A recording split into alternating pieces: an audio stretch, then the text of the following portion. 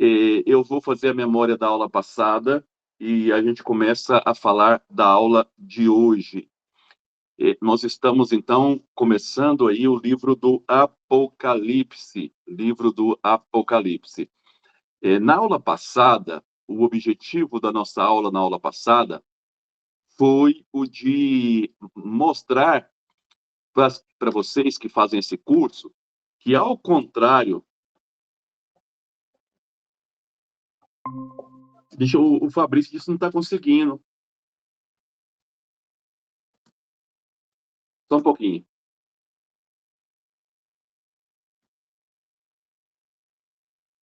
Deixa eu ver aqui se o Fabrício que deu algum problema. Não, normal.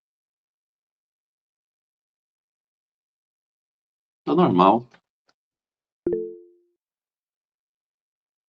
Peraí. Tá vendo agora, Mauro? Vendo agora? Todo mundo tá me vendo, né? Ok. Então, ao contrário do que as pessoas acreditavam, né? Que o livro do Apocalipse era um livro de medo, que o livro do Apocalipse adivinhava o futuro. Muitas vezes, inclusive, quando o Papa João Paulo II recebeu aquele tiro na década de 80, muitas pessoas diziam, está previsto no Apocalipse. Não está. O Apocalipse não tem essa intenção. O livro do Apocalipse não é um livro de medo, não é um livro de adivinhações. E aí eu queria até que vocês, estou começando agora, Marinelli, eu queria até que você já fosse gravando bem isso. O cristianismo não trabalha com adivinhações, tá? O cristianismo não trabalha com futuro. Não, não é essa a finalidade do cristianismo. Santo Agostinho, lá no século V, Santo Agostinho, século V para o século VI, Santo Agostinho já criticava as pessoas que acreditavam em horóscopo, que acreditavam em adivinhações, que acreditavam em futurologia. Está lá no livro das Confissões. Santo Agostinho faz uma grande crítica às pessoas que acreditam nessas coisas de horóscopo. Hoje, lógico, na época não falava horóscopo, né? Existia uma ciência na época do Santo Agostinho que chamava astrologia. Santo Agostinho critica muitas pessoas que acreditam em astrologia, em adivinhações, em magos. Isso não pertence ao cristianismo, nunca pertenceu. Nunca pertenceu. Tanto é que até hoje as pessoas brincam comigo e falam: qual é o seu signo? Eu falo: elefante, porque eu não acredito em signo. Então, meu signo é elefante, né? Quando as pessoas perguntam.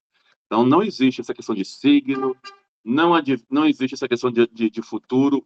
Como diz Jesus no Evangelho, o futuro só pertence a Deus. Só Deus sabe sobre o futuro. Ninguém mais. Não existe ninguém mais que identifica o futuro. Só Deus. Está no Evangelho. Quando pergunta para Jesus, quando é que essas coisas vão acontecer? Ele respondia, somente a Deus cabe essas coisas. Ninguém mais. Ninguém mais.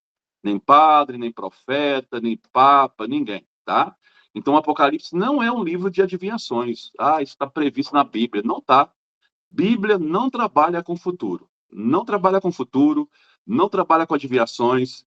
Pelo contrário, a Bíblia, em todos os livros dos profetas, né, e o Apocalipse, faz crítica a essas pessoas que trabalham com magia, faz crítica a essas pessoas que trabalham com astrologia, com futurologia, tá? Ninguém é Deus a não ser Deus, tá? Só Deus sabe das coisas. Ninguém mais, nenhum ser humano na Terra, ninguém. Eu vou te revelar o futuro, vou ler suas mãos, vou ler carta. Besteira. Não existe. O cristianismo, o cristianismo não acredita em futuro. Já estou dizendo isso para vocês, para dizer que o livro do Apocalipse não é um livro de adivinhações. Não é. Eu estou dizendo isso porque muitas pessoas falam, isso já estava previsto, essas guerras estavam previstas no Apocalipse. Não estavam. Não estavam. O Apocalipse não prevê nada. O Papa é a besta do Apocalipse. Não é. Nem Papa existia na época que o João escreveu. Tá? Não é Papa. Não é, é o capitalismo ou o comunismo estava previsto no Apocalipse. Não estava. O comunismo e o capitalismo são sistemas políticos e econômicos do século XIX. O Apocalipse é um livro do século I, quer dizer, 19 séculos antes. Não previa isso, nada disso, tá bom? Então, a primeira coisa que eu quero que vocês que fazem esse curso é fazer 3 ligações em qualquer texto bíblico. 3 ligações. O texto está ligado, o texto é a primeira ligação, tá? O texto está ligado a um contexto e a comunidade que escreve. A comunidade tem problemas, como qualquer um de nós temos. A comunidade tem um problema, mas essa comunidade tem fé. Essa é a grande diferença. São comunidades de fé, que diante dos problemas, iluminam a sua vida com a palavra de Deus, tá? Então, qualquer texto bíblico, eu estou com um problema. Leia os textos, deixa que Deus ilumine a sua vida. E diante dessa, vamos dizer assim, desses textos, quais são as soluções que nós podemos encontrar? Não de forma mágica, não de forma, sei lá, nos dedos vai acontecer. Não, isso não existe. Então, os textos bíblicos, eles são textos que iluminam a vida da comunidade. Então, aquela comunidade tinha problemas, como qualquer comunidade tem. Aquela comunidade tinha problemas, como qualquer comunidade tem. E ali, o texto ilumina a vida delas. Para quê? Para dar resistência, para dar força, para continuar a viver, para poder procurar fazer a vontade de Deus. Então, eu falei que o texto tem 3 ligações, né? Na verdade, o texto é a primeira ligação, o texto está ligado, primeiro, ao contexto, e segundo, à vida da comunidade. Guto, eu quero ler o texto de Daniel, tá? Então, você tem o texto de Daniel, primeira pergunta, qual é o contexto que Daniel escreveu? Como que a comunidade leu esse texto? Essa qualquer texto bíblico é assim, tá? Quero ler o Evangelho de Mateus, tá? O Evangelho de Mateus é o texto. Qual foi o contexto que Mateus viveu? Como é que a comunidade de Mateus leu aquele texto? É isso. Eu quero ler o livro do Apocalipse. Qual foi o contexto que o João tinha diante de si? Contexto. Como é que a comunidade leu esse texto? Tá? E aí, hoje, o que nós podemos fazer, 2000 anos depois, é fazer uma releitura. Como é que eu posso pegar o livro do Apocalipse e trazer para a minha realidade hoje? Essa é a pergunta que nós temos que fazer. Nós chamamos isso de fazer o texto acontecer na vida da comunidade hoje. Como é que um texto que foi escrito há 2000 anos atrás, ele pode iluminar a minha vida 2000 anos depois? Quais são os problemas que nós temos? Como é que ele pode nos ajudar? Ajudou a comunidade há 2000 anos atrás. Como é que ele pode nos ajudar hoje? Nós chamamos isso de releitura do texto, tá? Releitura. Trazer o texto e aplicar a nossa realidade, sabendo que ele foi escrito por uma época, mas pode continuar iluminando a gente hoje. Por exemplo, na época do João, o grande mal era o Império Romano. Então, João vai fazer críticas ao Império Romano e mostrar como que a comunidade pode resistir. Qual é o grande mal que nossa comunidade vive hoje? Aí a comunidade tem que identificar. O nosso mal hoje é o quê? O individualismo. O nosso mal é o capitalismo, o nosso mal é o comunismo, o nosso mal são os políticos. O que é o nosso mal hoje? Como é que a gente pode resistir a esse mal? De acordo com a vontade de Deus. Não é inventar, não é a minha vontade. Então a comunidade precisa identificar qual é o mal que ela vive hoje e como que a gente pode resistir a esse mal. Como é que a gente pode resistir a esse mal? Então é assim que a gente usa a Bíblia. Tá? Eu estou dando um exemplo. Na época do João, era o Império Romano. A questão política, o mal para ele era isso. Na época do João, a besta do Apocalipse era o Nero, o imperador Nero e o imperador Domiciano, porque o livro daqui a pouco eu vou explicar isso, tá? Então, principalmente os imperadores, eles eram a besta do Apocalipse. Eles eram a representação do mal. Então, quais são as bestas hoje do nossa realidade? Tá? Hoje nós temos falsos profetas, como existia no passado, né? Hoje nós temos pessoas que falam contra Deus, a vontade de Deus. Esses são as bestas do Apocalipse, continua sendo. Não é livro de adivinhação. Por isso que eu falei na última aula que para ler o Apocalipse nós precisamos de 7 chaves. 7 chaves. E eu falei de 2, vou falar de uma terceira hoje, até terá 7. É como se o Apocalipse fosse uma casa, e para abrir essa casa eu preciso de 7 chaves. Se eu não tiver essas chaves nas mãos, eu não entendo o Apocalipse. Tá? A primeira chave que eu falei para vocês na última aula, tá? É a chave que ele chama de resistência. Resistência. Portanto, o Apocalipse foi um livro escrito para a comunidade resistir. Resistir ao que naquele momento? As perseguições do Império Romano. Mas aí o Apocalipse vai lembrar que não foi só o Império Romano que perseguiu o povo de Deus. Por isso que ele fala que o dragão tinha 7 cabeças. Cada cabeça era um império perseguidor. A Babilônia, o Egito, o Império Romano, o Império Persa. Então, seja, o dragão é o símbolo do mal, no Apocalipse é o símbolo do mal, e esse mal eram os sistemas políticos que sempre perseguiam o povo de Deus. O Império Romano é a última cabeça desse dragão, é a última cabeça.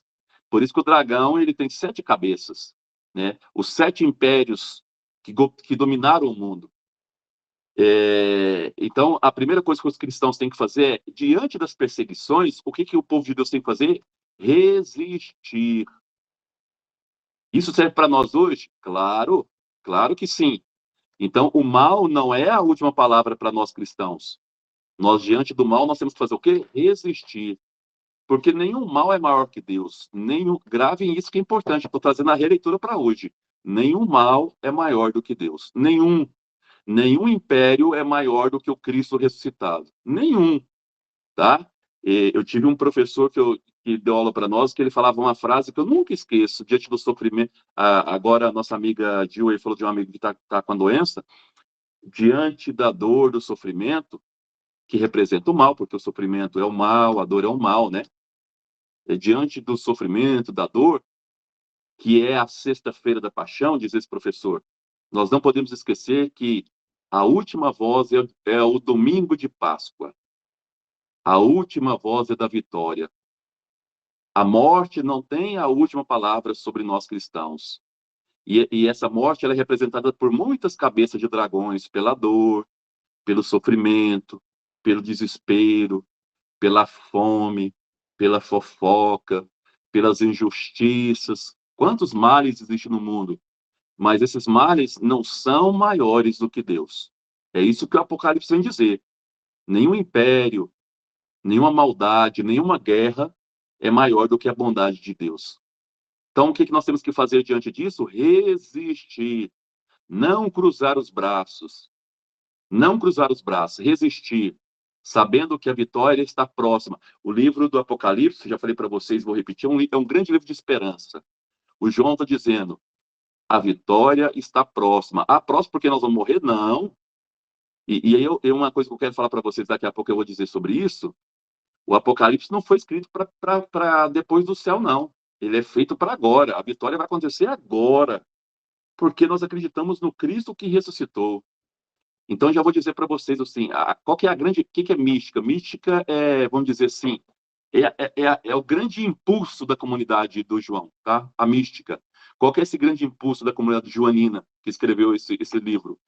É o Cristo ressuscitado, tá? Então, a grande mística do Apocalipse, o que está por trás do livro do Apocalipse? A crença de que Cristo ressuscitou, que Cristo venceu todo o mal, que Cristo venceu toda a morte. Olha que belo é esse livro. Não é um livro de medo, é um livro de muita esperança, diante das lágrimas que caíam naquele momento nos olhos dos cristãos. O João dizia, enxuga essas lágrimas. Cristo ressuscitou. Resistam. Era essa a mensagem. Portanto, é uma mensagem de esperança. Enxugue as lágrimas. Tá? Então, a primeira chave é essa. Resistência. Segunda chave, para a gente entender o Apocalipse. Segunda chave, denúncia. Aqui entra aquilo que o próprio Apocalipse fala no primeiro capítulo. O primeiro capítulo começa com isso. O livro do Apocalipse é um livro de profecia. Grava o que eu vou dizer agora para vocês entenderem o que é profecia. Profecia não é adivinhar futuro. Nenhum profeta, nós temos aí 12 grandes profetas, tá? Nenhum profeta adivinhava o futuro. Nenhum. O que o profeta faz? O profeta tem duas missões. Duas missões. Qual é a primeira missão do profeta? Denunciar as injustiças. Para ser profeta, tem que denunciar as injustiças, porque toda injustiça vai contra Deus. Denunciar sem medo as injustiças. Por isso que grava o que eu vou dizer de novo, todos os profetas foram perseguidos. A maior parte deles foram mortos. porque denunciavam as injustiças. Eu vou pegar um aqui para vocês, é só lembrar dele, o Elias, grande profeta Elias. O profeta Elias, ele senta debaixo de uma árvore porque está reclamando com Deus. Por que isso está acontecendo comigo, Senhor? Né? Por que isso está acontecendo comigo? Deus manda ele comer e levantar. Está no livro do profeta Elias. Ele era perseguido pelo sacerdote de Baal.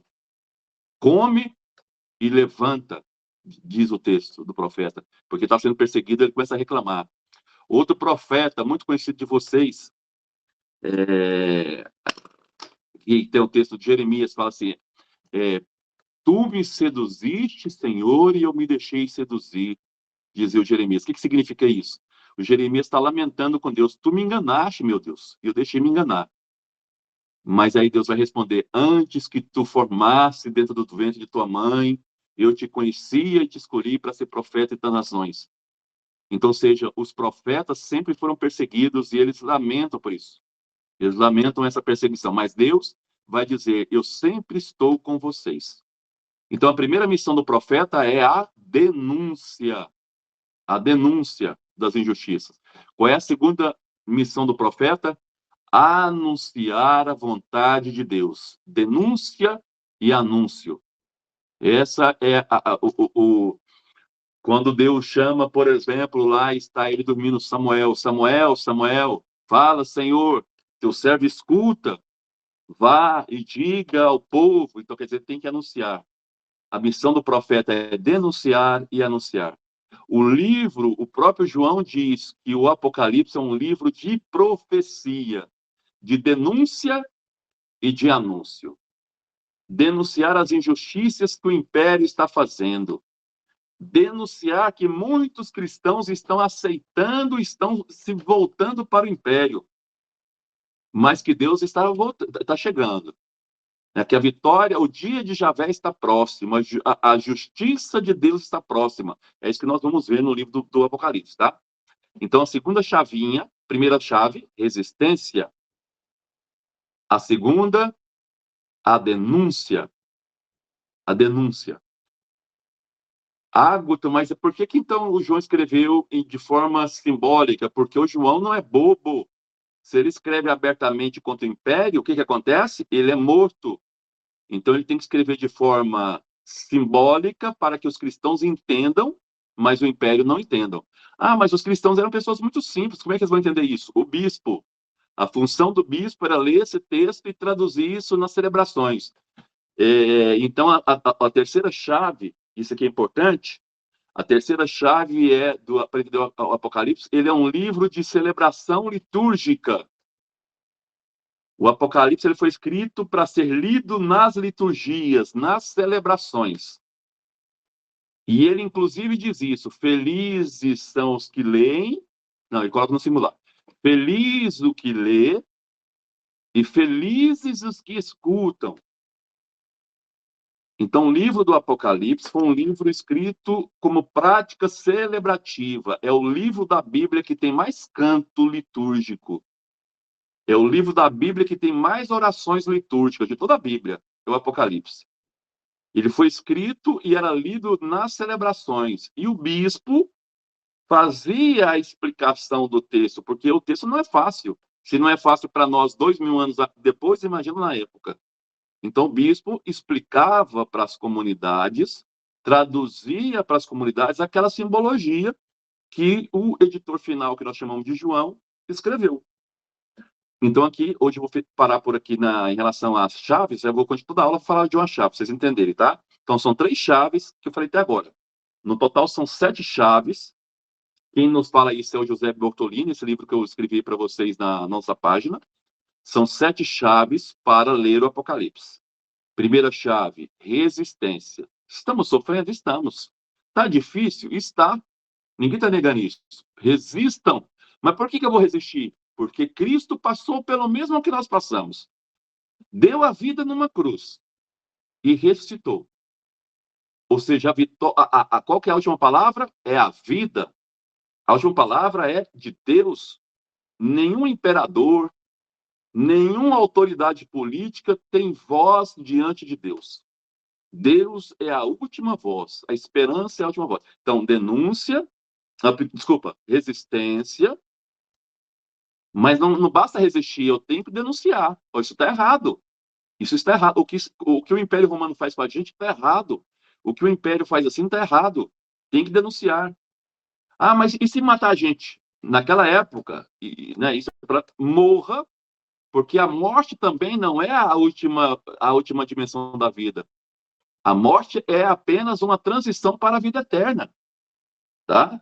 Então, ou seja, o importante é que você esteja do lado certo. Lógico que muitos cristãos, diante da perseguição, estavam mudando de lado, estavam se adaptando ao Império Romano. Então, o João vai criticar esses cristãos também, vai puxar a orelha deles. No capítulo 2 e 3, nós vamos ver aqui na aula, o João escreve 7 cartas, capítulo 2 e 3 do Apocalipse, tá? Vamos ver isso aqui. O João escreve 7 cartas para 7 igrejas e ele vai dizer a realidade de cada igreja. Ó, essa igreja aqui está acertando nisso e está errando nisso.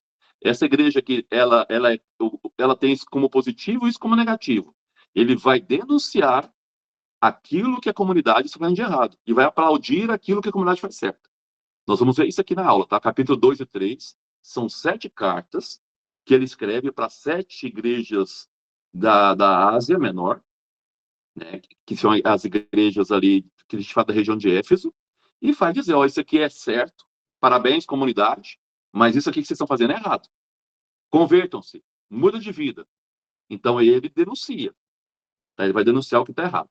Então ele não apenas critica o Império Romano e os poderes, mas critica também aquilo que as comunidades fazem de errado, tá bom? E o terceiro é o seguinte: mas as vitórias são poucas nesse momento. São poucas. Diante de um império de maldade como o Império Romano, serão poucas as vitórias nesse momento. O que nós temos que fazer? Celebrar. Celebrar. Tá? Eu vou pegar o caso de novo aí do amigo da Gil, doente, amanhã ela amanheceu feliz. Celebre. Celebre. Hoje está mais feliz. Celebre. Então, cada vitória tem que ser celebrada. Nossa, ele viu os parentes. Celebre. Então, pequenas celebrações. O Apocalipse. Por quê? Porque as celebrações é o momento de unir a comunidade e agradecer a Deus. Obrigado por essa vitória. Obrigado por essa vitória. Vai vir derrotas, virão derrotas, mas vamos resistir. Vamos resistir. Em cada pequena vitória, celebre, porque as vitórias vêm de Deus. O Apocalipse fala que ele não é escrito por João. O João é apenas, já falei para vocês, mandar, Jesus envia, primeiro, Deus envia a sua mensagem a Jesus, isso está no início do Apocalipse, tá? Deus envia a sua mensagem a Jesus, Jesus envia a um anjo, o anjo envia a João, João envia a comunidade, tá? Então é assim que funciona a lógica do Apocalipse. Tudo que está nele vem da parte de Deus, passa por Jesus, passa pelo anjo de Jesus, vai para o João e entrega à comunidade. Para dizer que o Apocalipse é um livro que revela, por isso que é revelação, tá? Apocalipse, revelação. Revela a vontade de Deus. A vontade de Deus. Então, Deus, Jesus, o anjo, que é aí, nós podemos dizer que é o Espírito Santo, tá? Por isso que é a trindade aí. Deus, Jesus, o Espírito Santo, que é o anjo, João e a comunidade. Então, hoje nós vimos aí as 3 primeiras chaves. Celebrar. De novo, o livro do Apocalipse foi escrito como um grande livro de liturgia celebrativa. Cântico, vocês vão ver muita palavra aleluia no Apocalipse. Aleluia. Aleluia é um termo litúrgico, aleluia. Outro termo que aparece bastante no Apocalipse. Santo, santo, santo. Quantas vezes vocês fazem na missa no domingo? Santo, santo, santo. Tá? O Senhor Deus do universo. Santo, santo. Muitas vezes aparece no Apocalipse. Santo, santo, santo. Eu, João, vi um trono e ali estava sentado o Cordeiro. Quer dizer, quando eu vou à missa, eu vejo um trono, ali está o Padre, persona Christi. Quando eu vou à missa, eu vejo Cristo na missa. Eu, Guto, vi um trono. Ali estava sentado o Cordeiro. Quer dizer, o padre, naquela época não se falava padre, sacerdote, né? Então, é um livro celebrativo. É um livro celebrativo. É uma grande celebração. Tá bom? Então, essas são as 3 chaves. Na última aula, nós falamos que o João, nós não sabemos quem ele é, então a gente não adianta nem querer adivinhar, mas não é o evangelista, que escreveu o evangelho, não é o apóstolo, mas ele foi escrito num ambiente em que o apóstolo João era muito importante, que é a Ásia Menor, na região de Éfeso. Então, mesmo que nós hoje temos certeza que não foi o apóstolo que escreveu, mas a comunidade tinha muito respeito, muita admiração pelo apóstolo João. Então, pode ter sido colocado o nome de João por causa de, vamos dizer, uma homenagem? Pode ter sido. Mas pode ter sido que a pessoa chamasse de fato, chamava de fato João? Pode ter sido. Essa é a teoria do Eusébio de Cesareia. Ele diz que esse João era um sacerdote, não apóstolo. Isso é o Eusébio de Cesareia, ele foi um grande padre da igreja do século IV. Dizia que o evangelho, que o Apocalipse de João é de um padre de nome João. Porque o nome João era muito comum na época, muito comum. Então, pode ter sido um padre. Mas não nos interessa. Isso não, o que interessa é o conteúdo da obra. É o conteúdo da obra, é isso que nós vamos ver. Tá? Então, antes de começar aqui com vocês essa questão, vocês viram, isso eu falei na aula passada, que o livro do Evangelho, do Apocalipse de João, que significa revelação, não é um livro fácil. É muita simbologia. Eu preciso entrar no contexto da época para entender essa simbologia. Eu já coloquei ali para vocês depois no grupo, e eu vou trabalhar agora com vocês, vou começar a trabalhar com vocês, algumas simbologias para a gente entender o livro do Apocalipse. Ele é cheio de simbologia, cheio, cheio, cheio. Guto, por que eu posso dizer que o Evangelho, que o Apocalipse não foi escrito pelo mesmo homem que o Evangelho de João? Por um simples fato. A linguagem é um pouco diferente. E mais, lá no Evangelho do João, o autor ele é tímido, ele não gosta de revelar o nome dele, ele não fala o nome dele, lá no Evangelho. E o livro do Apocalipse, João, aparece a palavra João 4 vezes. Não é o mesmo autor, não é o mesmo autor. Então, vamos dizer assim, só para vocês entenderem. O Evangelho foi escrito por um cara tímido, que não quis se revelar, não quis revelar o seu nome. Já o Apocalipse foi escrito por alguém que não tem esse problema. Você vê que são pessoas diferentes. Vai aparecer 4 vezes o nome de João. Tá? Eu, João, vi.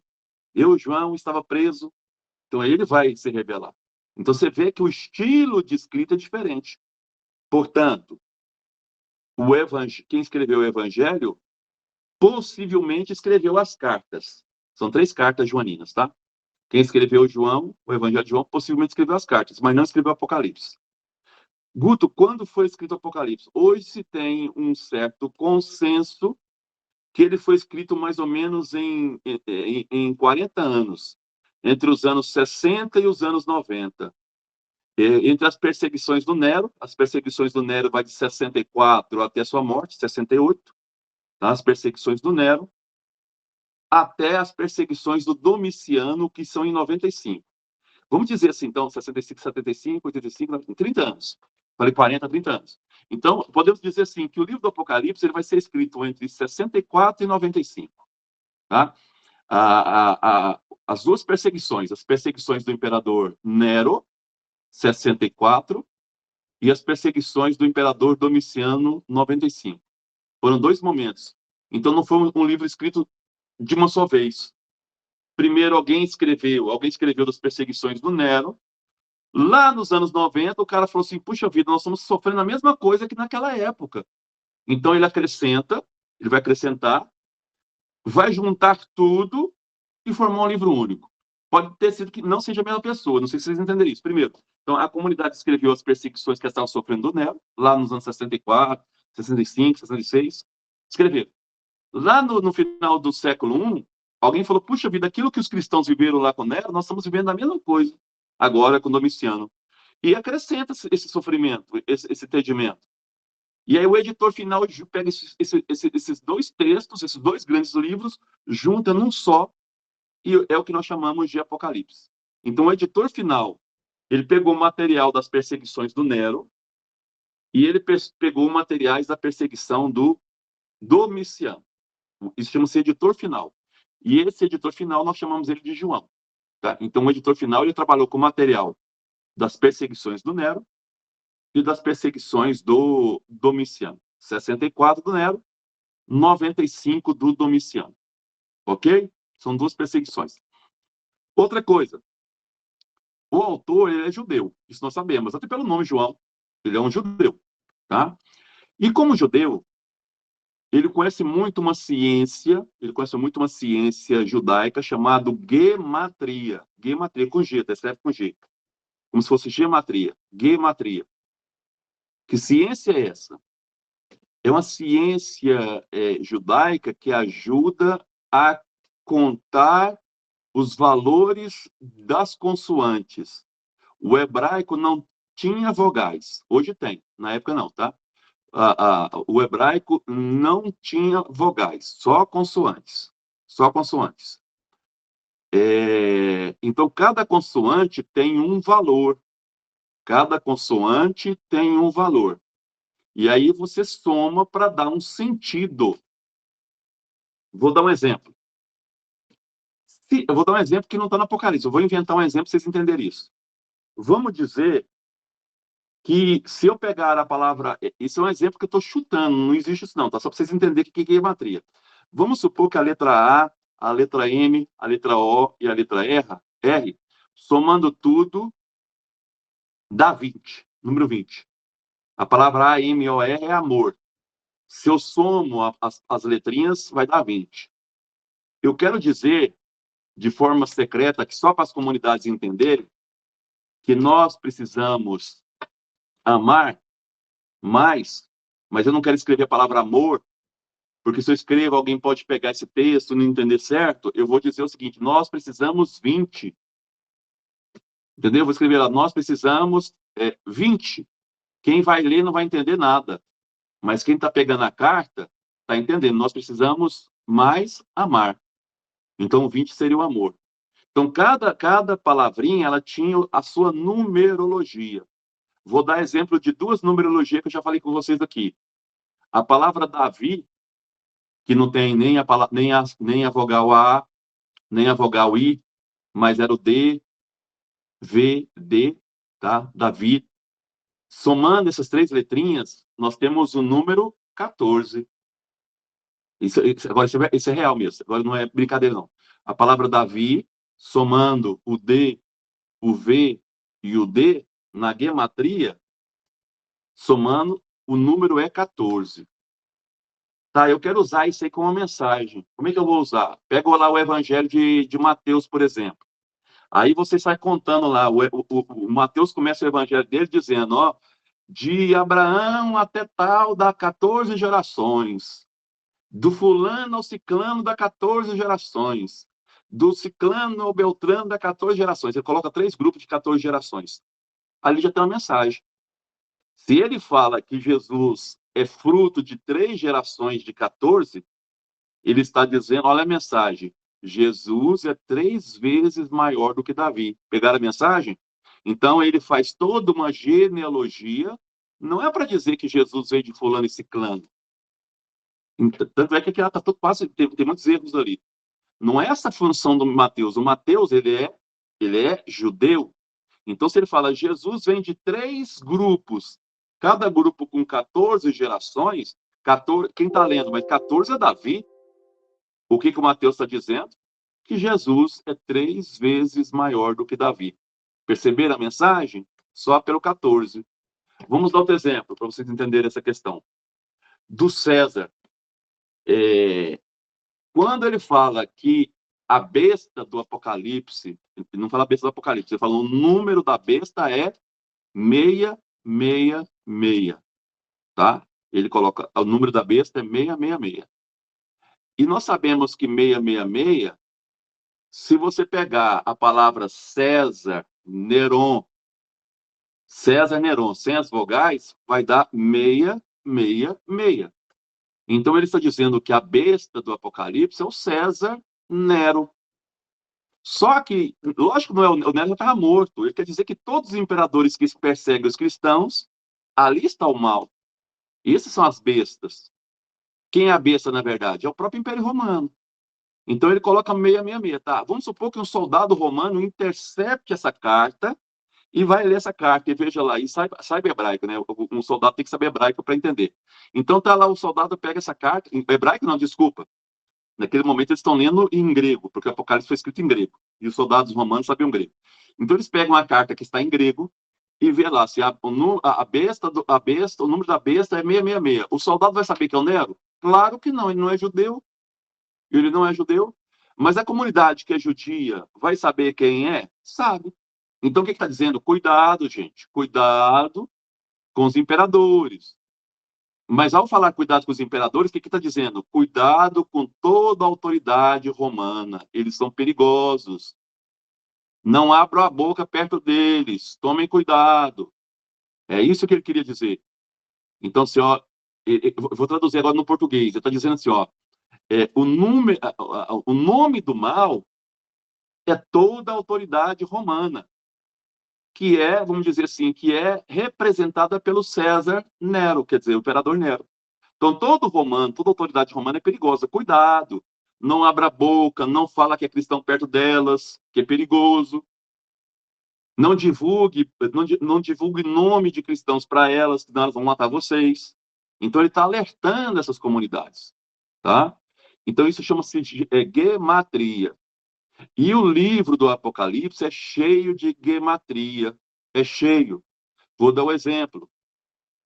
Eu, João, vi o número dos eleitos que lavaram a roupa com o sangue do Cordeiro. O que significa lavar a roupa com o sangue do Cordeiro? São mártires. Morreram. Deram a vida pelo Evangelho. Isso significa lavaram a roupa com o sangue do Cordeiro. Morreram. Morreram não. Foram assassinados. Eu, João, vi o número. Qual que é o número? 144 mil. 144 mil, eu vi. Ah, mas 144 mil, o que significa isso? Qual é o símbolo das comunidades judaicas? 12. Qual é o símbolo dos apóstolos? 12. Qual é o número da plenitude? 1000. 12 vezes 12 vezes 1000 dá 144 mil. Quer dizer, todos aqueles que são convertidos ao Senhor, que deram a vida pelo Senhor, todos os cristãos e judeus que deram a vida pelo Senhor. Eu, João, vi. Não é um número real, é um número simbólico. E aí chega o testemunho de Jeová na sua casa e fala que 144 mil serão salvos, achando que o número é real. Né? Tem uma história de um padre, um testemunho de Jeová entrou na casa de um padre e ele não sabia que era a casa de um padre, o testemunho de Jeová. Falou assim, senhor, o senhor tem que se converter, porque 144 mil apenas serão salvos. O padre falou assim, se de Jesus até hoje 144 mil não foram salvos, não serão nós dois que serão. E de Jesus ser nós, quantos bilhões passaram nessa terra? Você acha que são nós dois que vamos ser salvos? Então pode desistir, meu filho. Então, não é um número real, é uma gematria. É uma gematria, significa um número simbólico, tá? Como o número 7 é simbólico. Então, quando vocês verem o número 7, olha só, as cartas foram escritas para quem? Para 7 igrejas da Ásia Menor. São igrejas reais? Não. 7 é o número da perfeição. São para todas as igrejas cristãs. Inclusive agora para nós que estamos lendo isso. Nós fazemos parte também agora dessas 7 igrejas. Naquela época, lógico que eram igrejas reais, eram. Mas o João sabia que não estava escrevendo apenas para aquelas 7. Essas cartas eram multiplicadas. Mas 7 é o número da perfeição divina. 4, os símbolos da natureza, água, terra, fogo e ar. Água, terra, fogo e ar. Mais 3, a Santíssima Trindade, número da perfeição. 4, número da natureza, mais a Santíssima Trindade, a perfeição de Deus. O 7 é coisa perfeita, coisa que vem de Deus. Quantos são os dons do Espírito Santo? São 7. São 7. Deus criou o mundo em 6 dias, no 7º descansou. Tá? Então, 7 é o número divino. Ah, mas é só divino? Não. Quando ele quer falar um mal absoluto, ele vai dizer também 7, as 7 pragas. Tá? Então, quando ele quiser falar também de coisas ruins, imperfeição, quer dizer, coisas ruins no sentido de plenitude, ele vai usar o 7 também. Então, o número 7 é plenitude, o número 12 é plenitude, tá bom? Ah, uma coisa que eu esqueci de falar para vocês, quero abrir esse parênteses aqui bem bacana. Por que que o João falou que o Nero, além de ser César Neron, era 666? Além do nome dele participar da gematria, ele quis falar outra coisa. Na época que esse Apocalipse é escrito, o Domiciano, ele se intitulava Deus, tá? O Domiciano, ele cobra que as pessoas referenciem ele como filho de Deus, como os egípcios faziam. E aí o João está dizendo, olha, o imperador Domiciano, ele não é 777. O que é 777? Por que 3 vezes? Porque o Isaías chamou Deus de santo, santo, santo, 3 vezes. Então, Deus, Deus, Deus. O Isaías está dizendo, santo, santo, santo. Então, o João está dizendo, o imperador não é 777. Ele não é Deus. Ele é homem. Olha que coisa maravilhosa. Que dia que o homem foi criado? Segundo a Bíblia, no 6º dia. Então, ele não é Deus. O que ele é? Meia, meia, meia. Homem, homem, homem. Olha a mensagem que está por trás do 666. O imperador, César ou Domiciano, eles não são 777. Eles são imperfeitos, imperfeitos, imperfeitos. Meia, meia, meia. Humanos. Porque 6 foi o dia da criação do homem. Está lá no Gênesis. Pode depois conferir lá. No 6º dia, Deus fez o homem e a mulher. Tá? Então, eles não são 777, eles não são divino, divino, divino, como eles falam, como Domiciano fala, que ele é Deus. Ele é meia, meia, meia. Ele é homem, homem, homem. Tá bom? Só para vocês entenderem essa questão. Então, nós vamos ter, quando vocês verem assim, nós vamos ver isso várias vezes. Se 7 é o número da perfeição, 3,5 vai aparecer várias vezes no Apocalipse, a palavra 3,5. 3,5 quer dizer imperfeição. As coisas, as coisas ainda não estão, não se realizaram ainda. Então, 3,5, 6, serão sempre números de imperfeição, de coisa a se realizar ainda, que não aconteceu ainda. Mas quando falar 7, quando falar 12, quando falar 1000, aí é plenitude. Quando falar 3, plenitude, tá? Quer dizer, são números inteiros.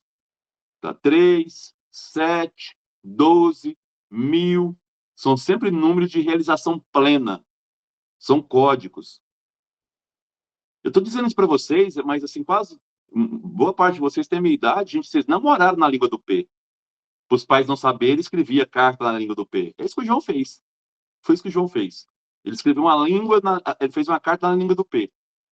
Tá? Para que os romanos não entendessem.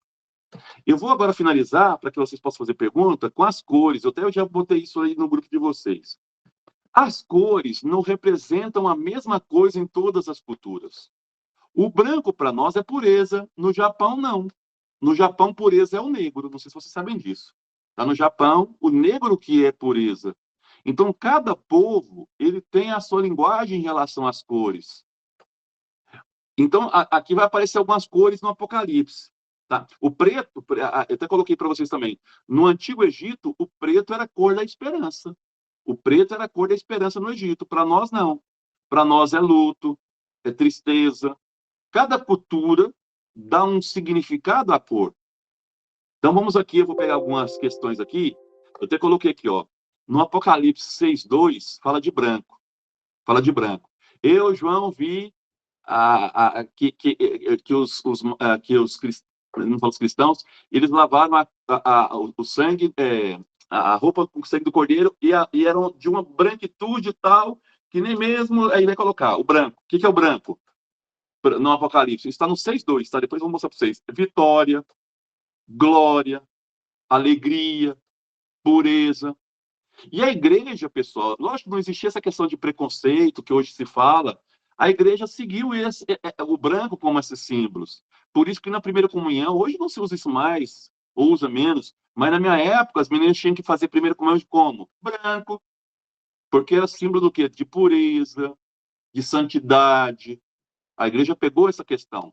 As noivas, por que elas casam de branco? Por questão de pureza, de santidade, de alegria. Então a igreja buscou isso na própria igreja primitiva. O branco são esses símbolos, tá bom? O vermelho, não precisa nem falar, vermelho é sangue. Nós estamos falando de Apocalipse. Então o que é sangue, guerra, perseguição.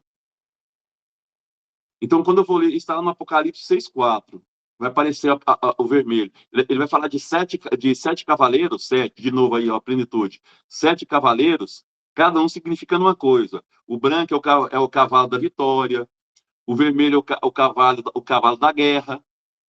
Não é que existe aqueles cavalos, ele quer dar uma simbologia. Quando vocês verem o cavalo branco chegando, a nossa vitória está próxima. Quando vocês verem o cavalo vermelho chegando, a guerra vai continuar. Estou dando esses símbolos. Aí ele fala de um cavalo amarelo esverdeado. Quando você vê um cavalo amarelo esverdeado pode falar esverdeado, isso é amarelo esverdeado, esverdeado. No Apocalipse significa o que? Cadáver, também morte, tá? Doença. Quando as pessoas estão doentes, elas ficam esverdeadas, né? Você fala, nossa, se você está com uma cor diferente, ela fica, né? O vômito, quando você vomita, você fica meio esverdeado. Essa ideia de doença. Tá? Então é o cavalo esverdeado. Isso está lá no 6:7, no Apocalipse 6:7, quando fala dos cavalos. Então, doença. Quando fala do escarlate é cor púrpura, o escarlate, que é a cor que a gente vê na Semana Santa, tá? Nós vamos ver isso. Quem é que usa púrpura? São os reis. No mundo antigo, os reis que usavam púrpura. Então, vai ser luxo, dignidade real. Então, quando ele fala desse cavalo escarlate, ele está falando dos reis. E aí, o último cor aqui, o cavalo preto. Ele fala do cavalo preto. Eu já falei, é a fome que tu vai dizer. O João podia colocar isso abertamente? Claro que não. De novo, vou te explicar. Porque se uma carta diz que o cavalo preto é a fome e que a fome está associada ao Império Romano, eu morro. Se eu falar que o cavalo vermelho está ligado ao Império Romano, eu morro. Então, que o cavalo branco é os cristãos, eu morro. Então, não posso dizer isso. Mas quem está lendo está entendendo. Quem está lendo está claramente entendendo o que está escrito ali. Tá? Só para que vocês entendam. Então, essa simbologia, essa chave de leitura que é o que nós vamos estudar aqui. Pessoal, se vocês aprenderem a chave de leitura certinha do Apocalipse, pronto, vocês vão abrir.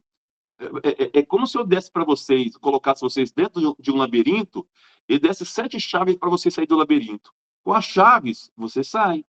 Sem as chaves, vocês não saem. Vocês já viram aquele cubo mágico que as pessoas põem as cores certinhas, ficam mexendo? Quem sabe a lógica daquilo lá, ele faz de olho fechado. Ele sabe quantas vezes ele tem que virar para a direita, quantas vezes ele tem que virar para a esquerda, quantas vezes tem que rodar, e aí vai saber. Então, são chaves de leitura. Nós vamos, então, aprender com vocês aqui a chave de leitura, tá?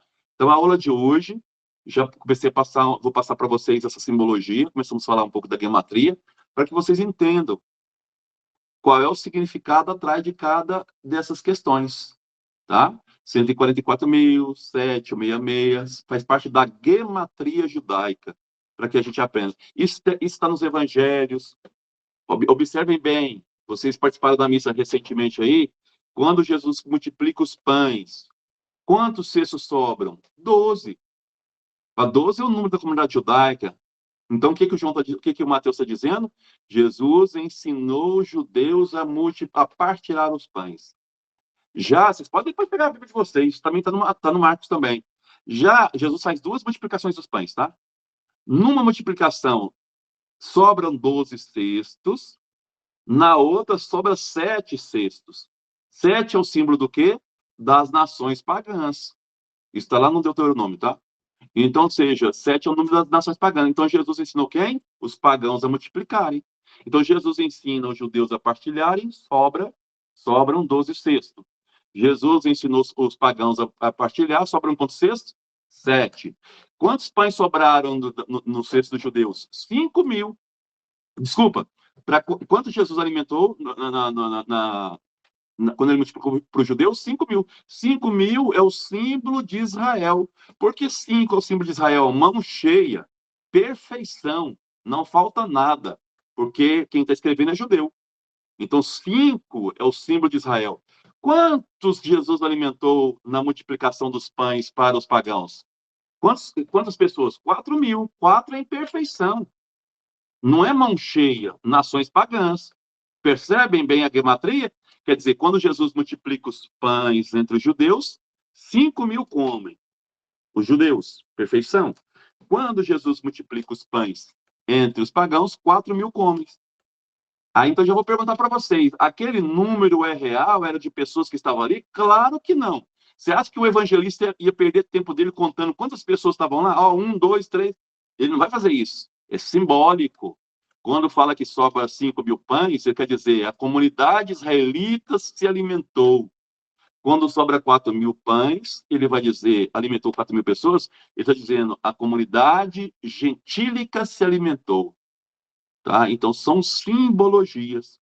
Quando a gente não tem essa chave de leitura, a gente acha que Jesus... Primeiro que não dava 5.000 pessoas ali naquele lugar onde foi feita a multiplicação. Inclusive, eu conheço o lugar. Só se eles ficassem dentro da água, afogados. Então, ou seja, é simbologia. Qual é a mensagem que o Mateus traz? Qual é a mensagem que o Marcos traz? Qual é a mensagem que o Apocalipse traz? É isso que nós temos que entender. Que está por trás da gematria, dessa simbologia. Tá? Ah, você acha que o cara ia perder tempo olhando que tinha 5 pães e 2 peixes? Olha, 5 mais 2, 7. Deus, toda vez que você partilha, meus amiguinhos e amigas, é coisa divina. Toda vez que a gente reparte pão, Deus está ali. 5 mais 2. Deus está ali. Se Deus não estivesse ali, quantos pães teria? 4 mais 2, 6. É imperfeição. Portanto, toda vez que a gente dá de comer às pessoas, é Deus que está ali. Lembra de Jesus? Tive fome, me deste de comer. Tive sede, me deste de beber. Portanto, toda partilha é coisa divina. 7, 5 pães e 2 peixes. É isso que o evangelista quer dizer. Não peguem os textos bíblicos ao pé da letra, senão vocês nunca vão entender nada que estão escritos. E outra coisa, a linguagem pertence àquela época, não à nossa época. Lembra da nossa aula fulano entrou pelo cano, fulano bateu com a cara na porta, fulano pisou na bola? É a mesma coisa. A linguagem pertence a uma época. Por isso que, segundo a minha concepção, a Bíblia é um dos livros mais lindos do mundo, porque você tem que entender a simbologia que está por trás dela e o divino que está por trás dela. Se eu leio a Bíblia ao pé da letra, qual é a diferença dela com o livro de história? Nenhum. Qual é a diferença dela com o livro de matemática? Nenhum. Por isso que ela é muito mais importante, porque não é qualquer pessoa que vai ler e vai entender, tem que entender a simbologia que está por trás. Por isso que é um livro muito difícil. Santo Agostinho, eu comecei com Santo Agostinho e termino com ele. Santo Agostinho, no início, achava a Bíblia um livro infantil. Até que um homem chamado Ambrósio mostrou para Agostinho que o infantil não era a Bíblia, era ele. Era ele que não sabia ler a Bíblia. E ele fala isso. Eu achava que a Bíblia... Ele está no livro das Confissões. Ele fala, eu achava que a Bíblia era um livro infantil. E, no fim, eu vi que o infantil era eu, que não sabia ler. Se o Santo Agostinho, com todo conhecimento, falou isso, imagine nós que temos perto dele, somos ignorantes. Tá? Então, pode abrir aí os microfones, quem tem dúvida. Ô, Guto, por que fala que o Apocalipse são eventos que vão acontecer, em breve acontecerão? Porque é mais fácil você acreditar em magia do que acreditar no estudo sério. Então, quando você trabalha com as pessoas, eu poderia devolver a mesma pergunta, por que as pessoas gostam mais de Harry Potter do que de história? Porque as pessoas são aficionadas com essas coisas, com magia, com facilidades, né? Então, as pessoas são muito mais atraídas por magias, por futurologia, é muito mais fácil. Nossa, eu vou viajar agora porque meu signo diz que é favorável. É mais fácil para as pessoas isso. Então, as coisas se tornam mais, vamos dizer assim, mais mágicas. Só que a Bíblia não é mágica, a Bíblia não é de magia. Então, as pessoas, quando não sabiam de fazer essa leitura que estão fazendo, porque isso que nós estamos fazendo requer estudos. Nós estamos há 200 anos estudando Apocalipse de forma mais séria. de forma mais profunda, mais exegética, vamos dizer assim. Tem 200 anos que, assim, Gil, o que tem de profissionais no mundo que dedicam a vida a estudar um capítulo desse texto para entender, então são pessoas que vão em congressos, isso é muito mais difícil. Então é muito mais fácil falar assim, isso a guerra hoje acontece porque está previsto no Apocalipse. Guerra existe desde que o homem pisou na Terra. Tá? A pessoa fala, o mundo hoje está muito violento. Eu falei, não está? Você não conheceu o Império Romano? Violento era naquela época. Hoje eu posso andar de Goiânia à Itália, saber que eu vou e vou voltar. Na época do Império Romano, eu não podia sair de Roma e ir até Milão. Eu não sabia se eu voltava, porque alguém podia me assaltar na rua ou me matar numa guerra. Hoje não é violento, é violento, mas não é metade do que. Agora, lógico, as armas de destruição hoje são maiores do que naquela época. Mas a violência naquela época era muito maior. Era muito maior. Hoje o mundo está muito mais pacífico do que foi. O mundo antigo, uma frase que as mães dos espartanos dizia para os filhos: vá para a guerra, meu filho, e volte de duas formas, ou com seu escudo ou em cima dele, mas não quero que volte um covarde. Eu prefiro ver um filho morto que morreu com valentia do que um filho vivo covarde. Isso era o conselho da mãe do espartano. Eu prefiro um filho morto que guerreou do que um filho vivo que voltou de forma covarde. Então a guerra fazia parte dessas pessoas. Então ler o Apocalipse de forma mágica é muito melhor. Por isso que os livros de magia, como Harry Potter e outros, ganham tanto. Porque é muito mais fácil você acreditar nessas coisas. É muito mais fácil acreditar em horóscopo, em signo. E as pessoas me perguntam quando eu falei de elefante brincando, elas me perguntam com seriedade, assim, achando que isso é real. Como se o signo influenciasse a minha vida. Nossa, vocês vão dar certo porque eu sou de peixe, fulano é de aquário. E daí? Isso não tem nada a ver. Não influencia. Vou cortar. Quantas pessoas não cortavam cabelo na lua crescente porque achava que o cabelo ia crescer? Não existe nenhum dado científico de que se cortar na lua cheia o cabelo cresça cheio. Não existe esses dados. Isso chama-se, vamos dizer assim, conhecimento popular. As pessoas inventam e vão achar. Mas aconteceu comigo. Lógico, a cabeça faz coisa. Quando eu era pequena, eu tinha medo de fantasma. Aqui na nossa casa só tinha um quarto e um tinha que dormir na sala, eu escutava a gaveta abrir, pessoas andando, porque eu tinha tanto medo, abrir o olho não tinha ninguém. Era o tanto medo que eu tinha que eu escutava. Gaveta abrindo, a mente criava essas coisas. Tá bom? Por isso que essa questão. Oi, Rafael. Ô Guto, é como você falou, né? No final das contas, a magia ela é muito mais acessível do que por exemplo, uma mágica. Ela é muito mais acessível. As pessoas estão mais predispostas, né, a acreditar numa mágica do que no milagre, por exemplo. Por isso que eles ficam. Eu até queria saber a sua opinião, Guto, sobre uma certa figura um tanto, digamos, controvérsia, mas as pessoas tendem a ficar ligando ela com o Apocalipse, que é a figura de Nostradamus. Ele, afinal de contas, era um mágico, um adivinho, um profeta, afinal de contas, em que espectro a gente encaixaria figuras como Nostradamus, que as pessoas insistem em falar que são profetas, ou, por exemplo, aquela vidente russa, né, a Blavatsky, que diz que ela predisse, né, vários eventos, aí as pessoas fazem os sinais das montanhas de fogo, que seria as Torres Gêmeas, né, que foi um marco ali do século XXI, né, essas coisas. Então, afinal de contas, as pessoas são profetas ou são adivinhos? Porque as pessoas tendem a acreditar Nenhum, muito mais na mágica do que na profecia mesmo, de não são fato. nem profetas, nem adivinhos, são charlatões. Nostradamus, essa pessoa. Rafael, eu posso, por exemplo, escrever um texto e falar assim, daqui a 20 anos, vai acontecer guerras. A chance disso acontecer vai ser muito grande? Vai, lógico que vai. Aí daqui 20 anos vai acontecer umas 40 guerras.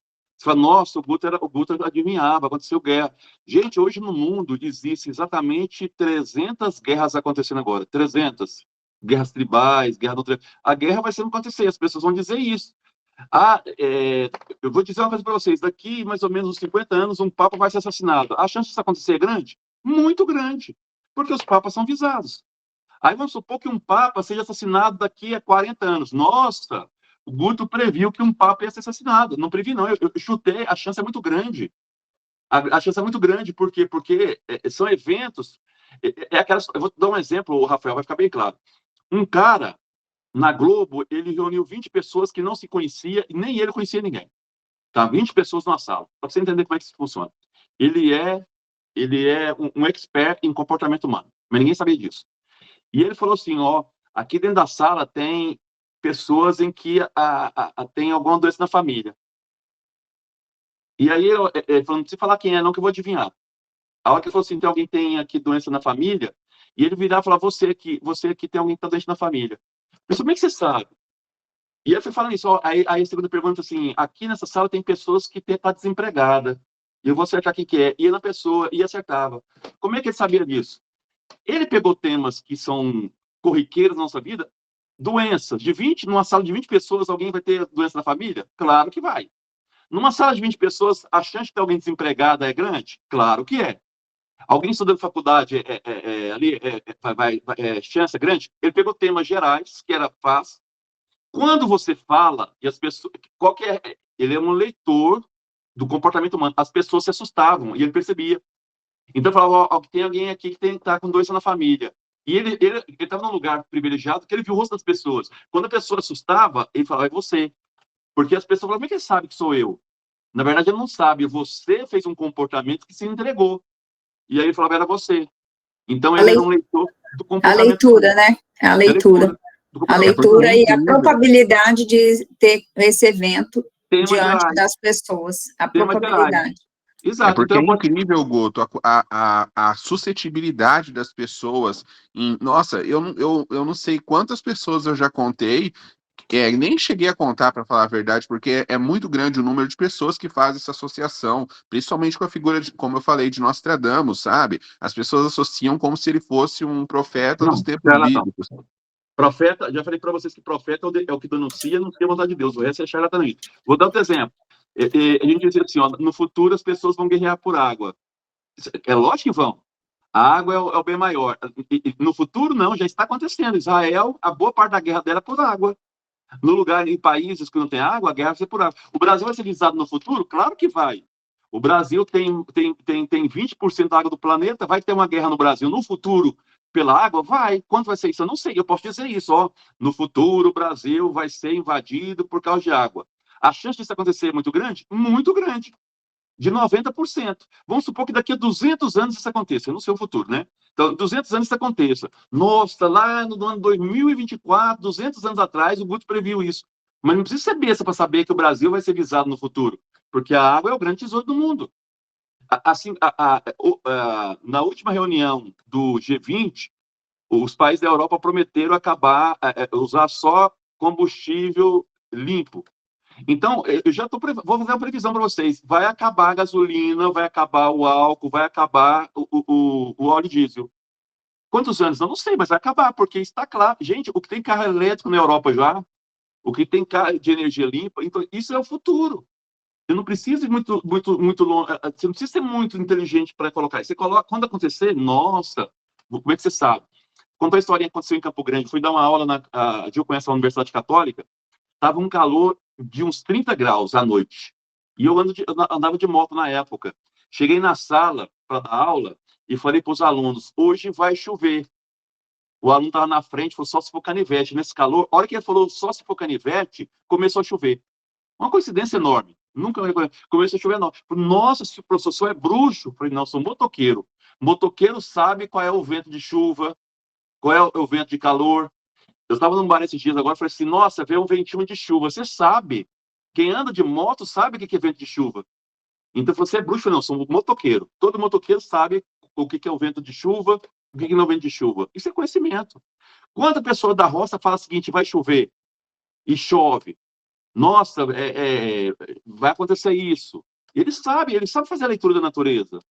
Ele está adivinhando? Não, ele sabe fazer a leitura da natureza. Existe um livro na Bíblia, vocês conhecem bastante, que conta a história do José do Egito. O que o José do Egito, ele adivinhava? Não. A história do Egito é a história de um grande administrador. Nós vivemos num lugar em que não tem água. Então, se a gente tiver uma grande fartura, o que nós temos que fazer? estocar a metade. Porque quando faltar, em períodos de seca, nós temos. O José ensinou o quê? A administração básica. Hoje, o que as pessoas fazem em política e tudo mais? Acham que não vai ter o dia de amanhã. E gastam, e gastam, e gastam, e gastam, aí não vai ter. Quando tiver as vacas magras, por isso fala de vaca magra, não vai ter nada. Então, José do Egito, ele é um grande professor de administração. Como não tem água no nosso território, quando a gente tiver um grande plantio, vamos estocar. Eu falo muito para minha filha que vive comigo, eu falo assim, ó, 30% do que você ganha no seu salário não é seu. Guarda. A mãe vai precisar dele. Esse não é seu, você não mexe. Tá? Então, não, só sobrou 30%. Então, esse mês você não tem dinheiro, aquele não é seu. Isso chama-se administração. 30% você ganha. Quando você vai abrir escola, o que os grandes administradores de escola falam? Você tem que contar que 30% de todas as pessoas não vão pagar a mensalidade. 30% você vai perder. Se você não fazer esse cálculo, você fale. Eu recebo. Não recebe. 30% é a média das pessoas que não pagam escola. Então, se você não levar isso a sério, você vai falir. Então, isso não é adivinhar, isso é ter bom senso, conhecimento das coisas. E quando acontece, nossa, você é mago, você... Não, eu tenho conhecimento das coisas, você vai prever nessas coisas que vai acontecer. Tá? Eu fui para Roma a primeira vez em 2014 e voltei agora em 2024.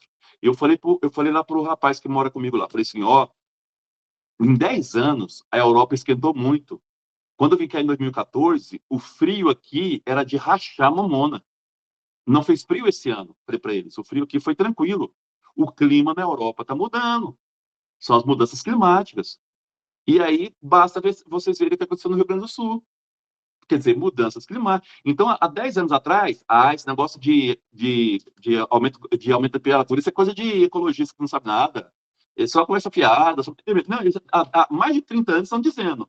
O clima está mudando, as geleiras estão caindo, isso vai mudar o clima do planeta, porque isso vai alterar o nível do mar, a temperatura vai aumentar. Então, hoje, as pessoas falam, hoje uma pessoa me perguntou, Guto, para ir para Roma eu posso ir em julho? Eu falei, se você aguentar a temperatura de 47 graus na cabeça, vai em julho. Senão, não vai. Porque faz 47 graus na Europa em julho. Antes não fazia 40. Quer dizer, o clima aumentou. E muito. Então, são leituras, você não precisa adivinhando, não. E eu falei para eles, onde nós vamos viver? Espero que nenhum de nós sejamos vivos, mas no futuro, o planeta todo vai viver onde hoje é a Noruega, onde hoje é o Canadá, onde hoje são os países mais frios, porque ninguém vai aguentar viver nos trópicos, como o Brasil. O Brasil está condenado. Tem até uma pesquisa recente agora que nos próximos 50 anos o Brasil não vai ser nem habitado mais. Então, assim, esses países tropicais, como a do clima, ninguém vai viver aqui. E vai para onde? Vai para viver no Canadá, na Noruega, nesses países que são mais frios. Então, isso vai ser o futuro do país. Aí, enquanto a gente muda para lá, vai esfriando a parte de cá, porque somos nós que esquentamos essa parte. E aí o planeta vai sobrevivendo nessas questões. De todos os males que a Covid trouxe, um dado bom a Covid trouxe. Ela limpou os oceanos, ela limpou os rios, porque as pessoas não saíam mais. Durante 3 anos, rios que eram contaminados voltaram a ter vida. Então, a própria Terra responde positivamente a essas situações. Quando o homem faz alguma coisa errada, a natureza... A Covid foi a única epidemia do mundo? Não. Gente, acontece de 50 em 50 anos, acontece epidemias. E a Covid não foi 1% do que foi a gripe espanhola. A gripe espanhola matou 50 milhões de pessoas. A Covid matou 5 milhões. Não chega, quer dizer, foi 10% do que foi a gripe espanhola. A chamada peste negra matou 20 milhões de pessoas. Quer dizer, a própria Terra dá as suas, vamos dizer assim, as suas respostas ao ser humano.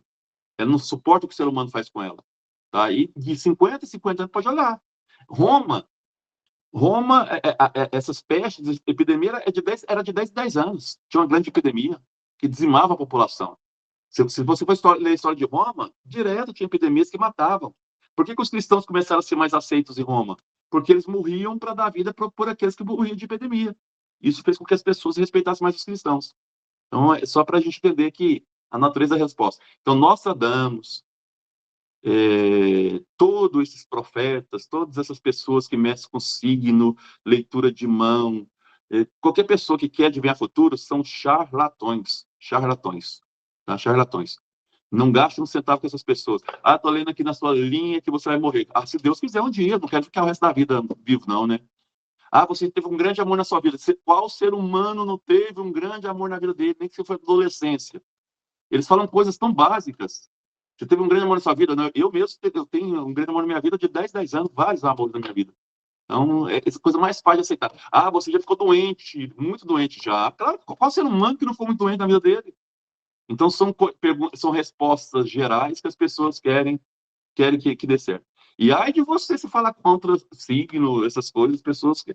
Eu falo muito para as pessoas, gente, o Santo Agostinho, há 1.500 anos atrás, chamava de infantis os que acreditavam em signos, em astrologia, e hoje as pessoas levam isso a sério como se fosse as coisas mais importantes da vida.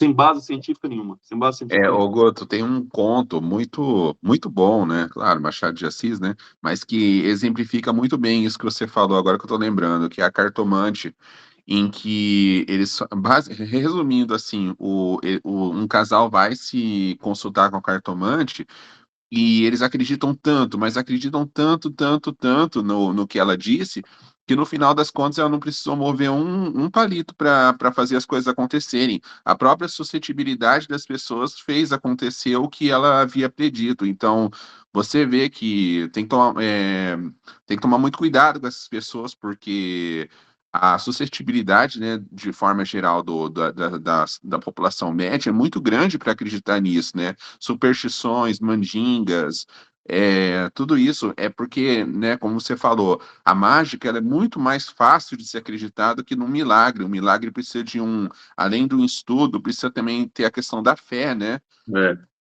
Então é complicado.